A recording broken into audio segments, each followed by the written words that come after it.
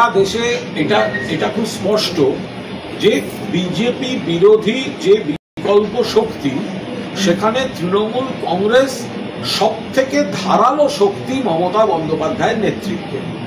এটা আজকে প্রমাণিত। আজকে যদি আপনি গোটা দেশে দেখেন, বিধানসভা নির্বাচনে তৃণমূল কংগ্রেস পরাজিত করেছে ভারতীয় জনতা পার্টিকে। আপনি যদি দেখেন পঞ্চায়েত নির্বাচনে বাংলার প্রত্যেকটা জেলা পরিষদ তৃণমূল।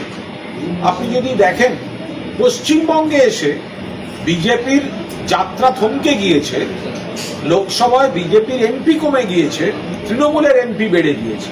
ফলে সারা ভারতবর্ষে বিজেপি বিরোধী শক্তিতে, গুরুত্বে এবং কার্যকারিতায় তৃণমূল কংগ্রেসই যে মূল আধার, যার নেত্রী মমতা বন্দ্যোপাধ্যায় 7 বারের সাংসদ, 4 বারের কেন্দ্রীয় মন্ত্রী, 2 বারের রেলমন্ত্রী, 3 বারের মুখ্যমন্ত্রী।